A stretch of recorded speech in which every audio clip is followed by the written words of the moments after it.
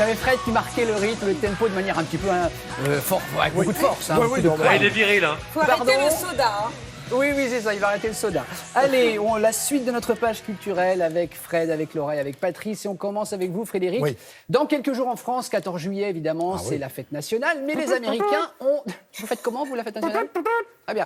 Mais les Américains ont 10 jours d'avance sur nous, puisque eux, leur fête nationale, l'Independence Day, c'est le 4 juillet, évidemment. L'occasion pour nous, et grâce à vous, de revenir sur ce qui s'est passé le 4 juillet 1776, Frédéric. Oui, date importante, majeure, et un drapeau qui raconte toute l'histoire. Voilà, il suffit de le laisser derrière nous. Vous avez dans le canton, ce qu'on appelle le canton en vexillologie, c'est le nom que l'on donne dans ce petit carré, dans un des angles du drapeau. Vous avez ce canton sur fond bleu marine, ces 50 étoiles qui marquent les 50 États américains. Il n'était que 13 tout au début, et ce sont ces bandes rouges et blanches qui indiquent les 13, il y a 13 bandes, qui indiquent les 13 États d'origine qui forment les premiers États-Unis. Et voilà que c'est ce qui va se passer en 1760, a commencé en 1774. Alors pourquoi? Ça a commencé avec la Virginie, première colonie anglaise qui s'installe de l'autre côté de l'Atlantique. Virginie parce qu'on rend hommage à la reine d'Angleterre qui s'appelle Élisabeth Ier, qui est surnommée la reine vierge. Donc Virgin, on le retrouve dans le nom de cette première colonie. Et c'est un des 13 premiers États aux côtés du Rhode Island, du North Caroline, South Caroline, Delaware, New York, New Hampshire. Vous avez fait anglais première langue, non? New Jersey, oui, enfin voilà. Non, il a une nurse anglaise. Les 13 États, on les retrouve facilement, évidemment, si on veut les connaître. Et il se retrouve après avoir combattu les Anglais, et ça a été compliqué. Il a fallu se battre contre les Anglais qui voulaient imposer certaines taxes sur les timbres. Ça n'avait jamais existé. Sur le thé, on se souvient du Boston Tea Party, où les Anglais se déguisent en Indiens et jettent par-dessus bord le thé qui avait été taxé et imposé. Et tout cela mène à une réunion de ces représentants des 12 et 13 premiers États en 1774 à Philadelphie. Ce nom déjà nous parle, Philadelphie, qui aime son frère, Philadelphie. Donc tout est dit dans cette capitale de l'État de Pennsylvanie, créée par William Penn, d'où son nom, Pennsylvanie. Et tout cela, évidemment, quand ils se retrouvent, ils se disent, il va falloir qu'on fasse front face aux Anglais, il faut créer quelque chose.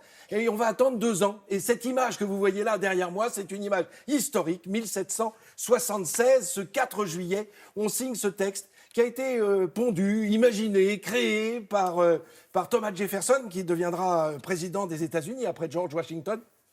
Et George Washington est présent justement lors de cette signature et lors de ces premières conventions, ces premiers congrès. Le voilà, George Washington, et il se dit, dès 1774, il y a quelque chose d'historique qui se joue. On va lui confier la direction des armées américaines, toutes naissantes, ces armées, et il va remporter quelques victoires, hélas, il va essuyer quelques défaites.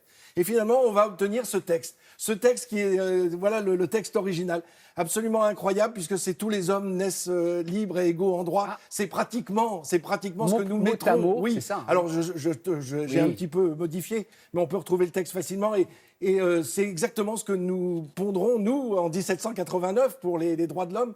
Et ce congrès, on voit bien, 4 juillet, July 4th, 1776, tout est dit dans ce texte.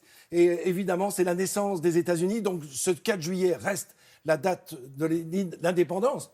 Mais ce n'est pas pour autant, c'est-à-dire que c'est un texte d'indépendance, mais il va falloir attendre encore 2 ans pour que la République se crée, si je puis dire, et puis pour avoir un premier président des États-Unis qui sera George Washington, eh bien, il faudra attendre 1787-89.